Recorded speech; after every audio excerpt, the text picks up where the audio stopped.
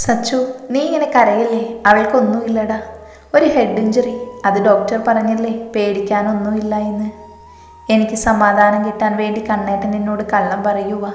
അവൾ എന്തിനാ ഏട്ടാ ഇങ്ങനെ ചെയ്യാൻ പോയത്? കണ്ടു നിന്നവരൊക്കെ പറഞ്ഞത് മനഃപൂർവ്വം വണ്ടി കൊണ്ട് കയറ്റിയതാണെന്ന്. എന്നെ കാണാൻ വന്നപ്പോഴും പറഞ്ഞത് ചേട്ടായി അവൾക്ക് ജീവനാണെന്ന്.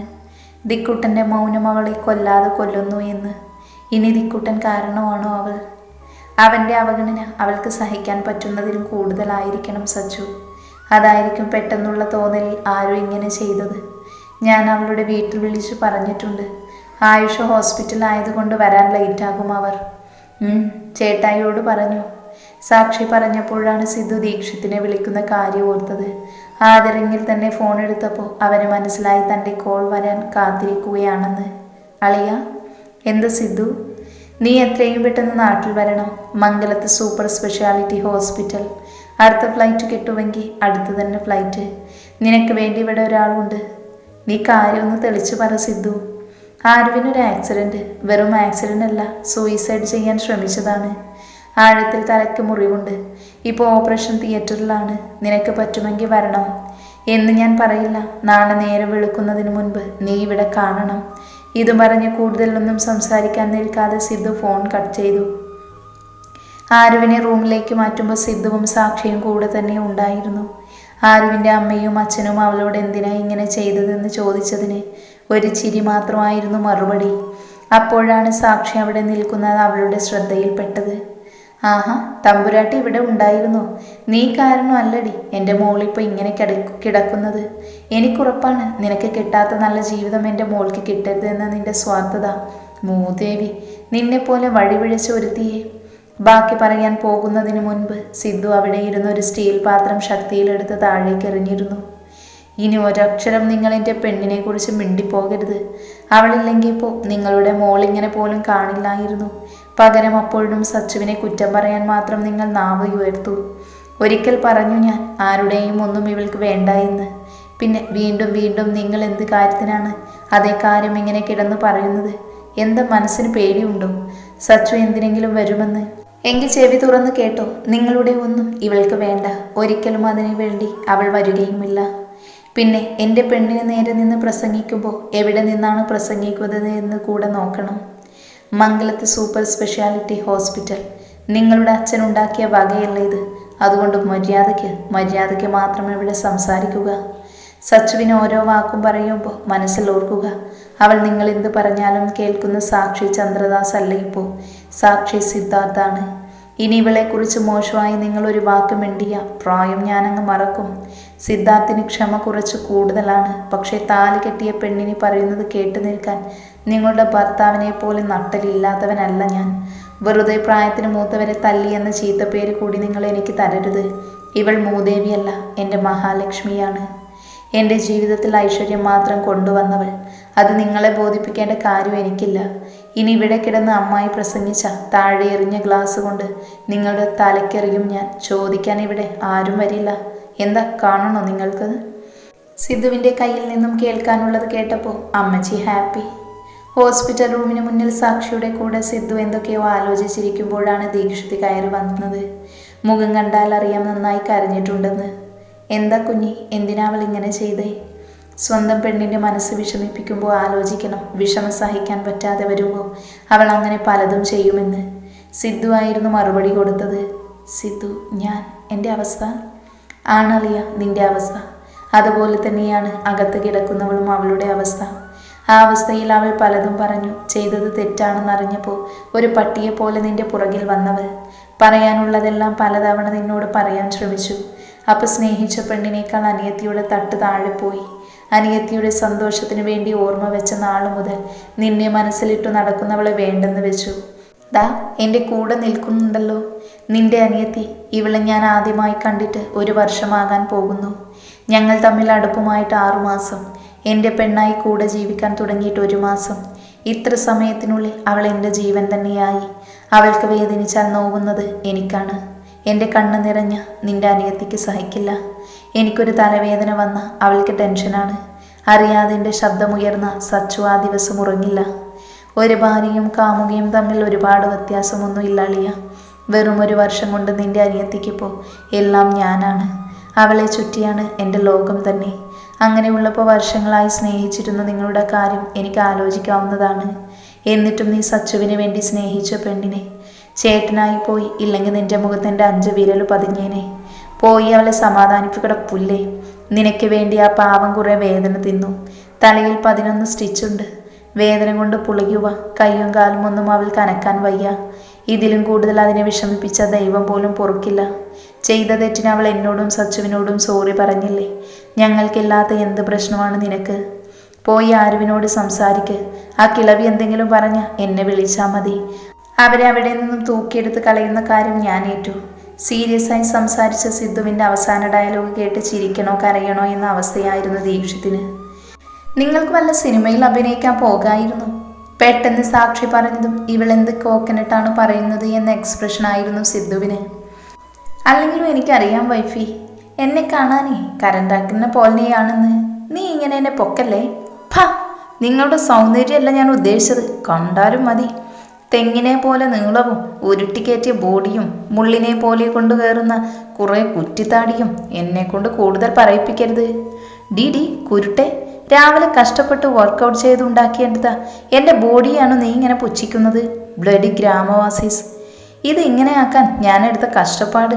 പിന്നെ എൻ്റെ താടി വളർത്തരുത്. ഇങ്ങനെ കുറ്റിത്താടിയാണ് ഇഷ്ടമെന്ന് നീ തന്നെയല്ലേ പറഞ്ഞത്. രാത്രി അവൾക്ക് തല വയ്ക്കാൻ തലയണയായി എൻ്റെ നെഞ്ചു വേണം. എന്നിട്ട് അവൾ എൻ്റെ ബോഡിയെ കുറ്റം പറയുന്നു. ഒരു ദിവസം ഇതിനെല്ലാം കൂടെ ഞാൻ തരുന്നുണ്ട്. കൂടുതൽ ഡയലോഗൊന്നും അടിക്കണ്ട. ഞാൻ ഉദ്ദേശിച്ചത് ഏട്ടൻ്റെ ആക്ടിംഗ് ആണ്. ആരും എപ്പോഴാണ് മനുഷ്യ നിങ്ങളോട് വന്ന് മാപ്പ് പറഞ്ഞത്? അവൾ എന്നോട് പറഞ്ഞു, പക്ഷെ ഏട്ടനോട് പറഞ്ഞില്ലല്ലോ. ഓ, അതാണോ കാര്യം? അത് ഞാൻ മനഃപൂർവ്വം അളിയനോട് അങ്ങനെ പറഞ്ഞതാ. അവൻ അവളെ ജീവനാണ്. എന്നിട്ടും നിന്നെ എന്ത് പറഞ്ഞു എന്ന് പറഞ്ഞാണ് അവർ തമ്മിൽ വഴക്കിട്ടത്. നീ എൻ്റെ കൂടെ ഹാപ്പിയല്ലേ? എന്നിട്ടും പിന്നെയും എന്തിനാ അവർ തമ്മിൽ നമ്മുടെ പേരിൽ ഒരു വഴക്ക്? അതിനു വേണ്ടിയാണ് ഞാൻ അങ്ങനെ പറഞ്ഞത്. ആരും അവളുടെ അമ്മ പറഞ്ഞതനുസരിച്ച് എന്തൊക്കെയോ ചെയ്തു എന്നത് സത്യമാണ്. പക്ഷേ അവനോടുള്ള അവളുടെ സ്നേഹം അത് കള്ളമാണ് എന്ന് എനിക്കൊരിക്കലും തോന്നിയിട്ടില്ല. അവൻ്റെ അവഗണന അവളുടെ മനസ്സിനെ ഇത്രയും തളർത്തിയെങ്കിൽ ഊഹിക്കാവുന്ന കാര്യമല്ലേ. അവൾക്ക് അവളുടെ ദച്ചുവേട്ടൻ ആരായെന്ന്.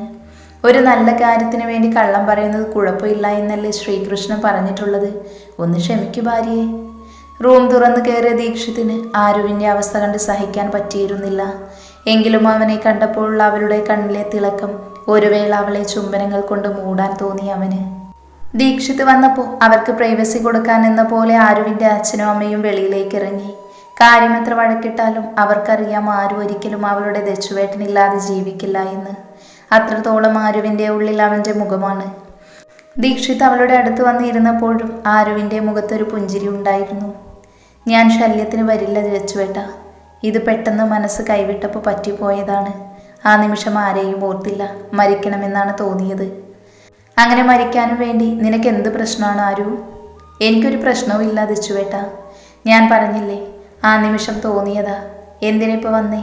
എനിക്ക് കുഴപ്പമൊന്നുമില്ല, ചെറിയ മുറിവുള്ളൂ. ഇത്ര പറഞ്ഞപ്പോഴേക്കും ആരുവിൻ്റെ കണ്ണ് വേദന കൊണ്ട് നിറഞ്ഞൊഴുകി. ഒന്നുമില്ലാഞ്ഞിട്ടാണോടി പുല്ലേ ഈ കണ്ണിങ്ങനെ നിറയുന്നത്? നിനക്കറിയാവുന്നതല്ലേ എൻ്റെ ദേഷ്യം. ഞാൻ എന്തെങ്കിലും പറഞ്ഞു എന്ന് വെച്ച് ഉടനെ ഉപേക്ഷിച്ച് പോകുവാണ് വേണ്ടത്. നിന്റെ ദച്ചുവേട്ടനല്ലേ, നിനക്കല്ലേ എന്നെ മനസ്സിലാകുന്നത്. അങ്ങനെ എനിക്ക് നിന്നെ ഉപേക്ഷിക്കാൻ പറ്റുമോ ആരു? എൻ്റെ ജീവനല്ലേ പെണ്ണെ നീ. ഇതും പറഞ്ഞ് ആരുവിനെ പതി അവൻ്റെ നെഞ്ചിലേക്ക് ചേർക്കുമ്പോൾ രണ്ടുപേരും കരഞ്ഞിരുന്നു. മതി കരഞ്ഞത്, ഇനി വേണ്ട. എത്രയും പെട്ടെന്ന് നിന്നെ ഞാൻ കൊണ്ടുപോകും. ഇനിയും എനിക്ക് പറ്റില്ല പെണ്ണെ. പിന്നെ സാക്ഷി. ബാക്കി പറയുന്നതിന് മുൻപ് ആരു അവൻ്റെ വാപ്പൊത്തി. അറിയാം ചെയ്തത് തെറ്റ് തന്നെയാണെന്ന്. ഇതെല്ലാം ഓക്കെയായിട്ട് എത്ര തവണ വേണമെങ്കിലും സച്ചിയോട് മാപ്പ് പറയാം ഞാൻ, സിദ്ധുവേട്ടനോടും. ഞങ്ങളോട് ആരോടും മാപ്പൊന്നും പറയണ്ട. അതൊക്കെ എപ്പോഴേ ഞങ്ങൾ ക്ഷമിച്ചു അല്ലടി ഭാര്യയെ. സിദ്ധു ഇതും പറഞ്ഞ് കയറി വന്നതും അവിടെ കൂട്ടച്ചിരിയായി. ഇന്നാണ് സാക്ഷിയുടെ കോളേജിലെ പരിപാടി. രാവിലെ തന്നെ പെണ്ണ് സാരിയോട് ഗുസ്തിയായിരുന്നു. സാക്ഷിക്ക് സാരി ഉടുക്കാൻ അറിയില്ല എന്ന് പറഞ്ഞപ്പോൾ അവസാനം സിദ്ധു അർജുവിൻ്റെ അമ്മയെ കൊണ്ടാണ് സാരി ഉടുപ്പിച്ചത്. ഒരു ഗോൾഡൻ ബോർഡർ കൃഷ്ണൻ്റെ വർക്കുള്ള സിമ്പിൾ സെറ്റ് സാരിയായിരുന്നു സിദ്ധു അവൾക്ക് വാങ്ങിയത്. കല്യാണം കഴിഞ്ഞ ഉടനെ സിദ്ധു വാങ്ങിക്കൊടുത്ത ലക്ഷ്മിമാലയും കമ്മലും വളകളും പിന്നെ താലിമാലയും നെറുകയിലെ സിന്ദൂരവും ഒരു കുഞ്ഞു ദേവത പോലെ ഉണ്ടായിരുന്നു അവൾ. സാക്ഷിയുടെ സൗന്ദര്യം എടുത്തു കാണിക്കുന്നത് താലിമാലയിലും സിന്ദൂരത്തിലുമാണെന്ന് തോന്നി അവന്. ഇങ്ങനെ നോക്കല്ല കണ്ണാപ്പി, അമ്മാളുവിന് കണ്ണ് കിട്ടും. വിച്ചുവിൻ്റെ ഡയലോഗാണ് അവന് ബോധം വന്നത്. സാക്ഷിയെ നോക്കിയപ്പോൾ അവിടെ ഫുൾ ബ്ലഷ് ചെയ്ത് നിൽക്കുക. ഇന്നൊരുപാട് സുന്ദരിയായല്ലോ എൻ്റെ പെണ്ണ്. കാതിൻ്റെ അരികിലായി വന്ന് സിദ്ധു പറഞ്ഞതും അവനെ നോക്കി മനോഹരമായി പുഞ്ചിരിച്ചു അവൾ. മതി മതി, ഭാര്യയും ഭർത്താവും കണ്ണും കണ്ണും തമ്മിൽ. ഇന്ന് അരുണിൻ്റെ കൂടെ എനിക്ക് ക്യാമ്പിൻ സ്റ്റഡിയാണ്. രാത്രി മുഴുവനുണ്ട് നിങ്ങൾക്ക് റൊമാൻസിക്കാൻ. ബാക്കി പറയുന്നതിനു മുൻപ് അർജു അവൻ്റെ വാപ്പൊത്തി. എൻ്റെ പൊന്നു വെച്ചു, എവിടെ എന്തു പറയണമെന്നുള്ള ബോധം നിനക്ക് ഇതുവരെ വന്നില്ലേ? ഇനി എന്തെങ്കിലും മിണ്ടിയ നിന്നെ എടുത്ത് വെളിയിൽ കളയും ഞാൻ. അർജുൻ ഭീഷണിപ്പെടുത്തിയത് വിച്ചുവിൻ്റെ സിബിട്ടതുപോലെ നിന്നു. സച്ചുവിന് മാച്ചാകുന്ന കൃഷ്ണൻ്റെ ഫോട്ടോ ഉള്ള ഷർട്ടും കസവിൻ്റെ മുണ്ടുമായിരുന്നു സിദ്ധുവിൻ്റെ വേഷം. കോളേജിൽ വെൽഫെയർ ആണെങ്കിലും കൂടുതൽ ക്ലാസിൻ്റെയും ഡ്രസ് കോഡിൻ്റെയും സെറ്റ് സാരിയായിരുന്നു. അവിടെ നിന്നും കുറേ സെൽഫി, പിന്നെ സാക്ഷിയുടെയും സിദ്ധുവിൻ്റെയും കപ്പിൾ ഫോട്ടോ, വിച്ചു കൂടിയുള്ള ഫാമിലി ഫോട്ടോ, അങ്ങനെ ഒരുപാട് ഫോട്ടോ എടുത്ത ശേഷമാണ് അവർ കോളേജിൽ പോയത്. സിദ്ധുവിന് കാറുള്ളത് കൊണ്ട് സാക്ഷിക്ക് സാരി ഉടുത്ത് ബുള്ളറ്റിൽ കയറേണ്ടി വന്നില്ല. കോളേജിലെത്തിയപ്പോഴും കുറുക്കൻ്റെ കണ്ണ് കോഴിക്കോട്ടിൽ എന്ന പോലെ സിദ്ധുവിൻ്റെ കണ്ണ് സാക്ഷിയുടെ പുറകെയായിരുന്നു. കോളേജിലെ പെൺകുട്ടികളെല്ലാം അവളെ ഒരല്പം അസൂയയോടെയാണ് നോക്കിയത്. പുറകിൽ പെൺകുട്ടികൾ ക്യൂ നിന്നപ്പോൾ പോലും ആരെയും തിരിഞ്ഞു നോക്കാത്ത സിദ്ധു സാക്ഷിയെ കാണാൻ വേണ്ടി മാത്രം എന്തെങ്കിലും കാരണം കണ്ടുപിടിച്ച് ക്ലാസ്സിൽ വരുന്നത് കണ്ട് കുട്ടികൾക്ക് മാത്രമല്ല അധ്യാപകർ വരെ അറിയാതെ ചിരിച്ചുപോയി. കോളേജിൽ നിന്ന് പരിപാടിയെല്ലാം കഴിഞ്ഞു വന്നപ്പോൾ നല്ല രാത്രിയായി. വിച്ചു അരുണിൻ്റെ വീട്ടിൽ സ്റ്റഡി എന്ന് പറഞ്ഞു പോയതുകൊണ്ട് ഇന്ന് വീട്ടിൽ സിദ്ധുവും സാക്ഷിയും മാത്രമുള്ളൂ. കുളിച്ചു വന്ന് കണ്ണാടി മുന്നിൽ നിന്നപ്പോഴാണ് സച്ചി ഡ്രസ്സ് മാറാൻ റൂമിലേക്ക് വന്നത്. അവനെ കണ്ടതും പതിയെ ചിരിച്ച് കണ്ണാടിയുടെ മുന്നിൽ നിന്നും മേക്കപ്പ് എല്ലാം മാറ്റാൻ തുടങ്ങി അവൾ. സച്ചു, എന്താ ഏട്ടാ, നിനക്കെന്നോട് ദേഷ്യമുണ്ടോ? പെട്ടെന്ന് അവൻ്റെ ചോദ്യം കേട്ട് അവൾക്ക് കാര്യം മനസ്സിലായില്ല. എനിക്കെന്തിനാ ഏട്ടനോട് ദേഷ്യം? നിന്നോട് സമ്മതമാണോ എന്ന് പോലും ചോദിക്കാതെ കല്യാണം കഴിച്ച് കൊട്ടാരം പോലെയുള്ള വീട്ടിൽ കഴിഞ്ഞിട്ട് നീ ഇന്നെൻ്റെ ബാക്കി പറയാൻ സമ്മതിക്കാതെ സച്ചു സിദ്ധുവിനെ ഇറുക്കെ പുണർന്നു. ദേഷ്യമല്ല, എൻ്റെ ഭാഗ്യമാണ് ഏട്ടൻ. ഒരു കൊട്ടാരവും എനിക്ക് വേണ്ട. എന്നും ഈ നെഞ്ചിലെ ചൂട് മാത്രം മതി. എൻ്റെ പ്രാണനാണ്. ആദ്യം ഒന്ന് ഞെട്ടിയെങ്കിലും പിന്നെ സിദ്ധുവും അവളെ തിരികെ പുണർന്നു. അവൻ്റെ ദേഹത്തോട് ചേർന്ന് നിൽക്കുന്ന സച്ചുവിൽ നിന്നും വരുന്ന വിയർപ്പിൻ്റെ ഗന്ധവും കാച്ചിയ എണ്ണയുടെ മണവുമെല്ലാം അവനെ വേറേതോ ലോകത്തെത്തിച്ചിരുന്നു. സച്ചുവിനെ തന്നിൽ നിന്നും അടർത്തി മാറ്റി ആദ്യം അവൻ്റെ നോട്ടം ചെന്നെത്തിയത് അവളുടെ റോസ് കളറിലുള്ള ചുണ്ടുകളിലേക്കാണ്. മറ്റൊന്നും ആലോചിക്കാതെ അവളുടെ ചുണ്ടുകളിലേക്ക് തൻ്റെ ചുണ്ടുകൾ ചേർത്തു അവൻ. പതിയെ തുടങ്ങിയ ചുംബനം പിന്നീട് ഭ്രാന്തമായ ആവേശമാകുന്നത് രണ്ടുപേരും അറിയുന്നുണ്ടായിരുന്നു. ചുംബനത്തിനിടയിൽ തന്നെ അവൻ്റെ കൈകൾ അവളുടെ സാരി തലപ്പിൽ പിടുത്തമിട്ടു. ശ്വാസമെടുക്കാൻ കഴിയാതെ സിദ്ധുവിൻ്റെ നെഞ്ചിൽ പിടിച്ചു തള്ളിയപ്പോഴാണ് എന്താ താൻ ചെയ്യാൻ പോയത് എന്ന് അവന് ബോധം വന്നത്. തിരിഞ്ഞു നടക്കാൻ പോയത് പെട്ടെന്നാണ് സച്ചു അവൻ്റെ കൈകളിലെടുത്ത് അവളുടെ നഗ്നമായ അണിവയറിൽ വെച്ചത്. I know your feelings right now. I just want to be yours in all way. Make me complete ഏട്ടാ. കേൾക്കാൻ ആഗ്രഹിച്ചത് കേട്ടതുപോലെ അവൻ അവളുടെ മുഖത്തേക്ക് നോക്കിയപ്പോൾ സച്ചി നാണിച്ച് തല താഴ്ത്തി. എൻ്റെ മാത്രമാകാൻ സമ്മതമാണോ പെണ്ണി നിനക്ക്? അവളുടെ കണ്ണിൽ നോക്കി ചോദിച്ചത് മെല്ലെ ഉയർന്ന അവൻ്റെ നെറ്റിയിൽ ചുണ്ടുകൾ ചേർത്തു അവൾ. പതിയെ കൈകളിൽ കോരിയെടുത്ത് ബെഡിൽ കിടത്തുമ്പോൾ പേടി കൊണ്ടും നാണം കൊണ്ടും അവളുടെ കവിളുകൾ ചുമയ്ക്കുന്നതും ശ്വാസഗതി മാറുന്നതും അവനറിഞ്ഞു. അവൻ്റെ കണ്ണുകൾ അവളുടെ മുഖം മുഴുവൻ വലയം ചെയ്യുമ്പോൾ അവൾ കണ്ണുകൾ ഇറുക്കെ അടച്ചു.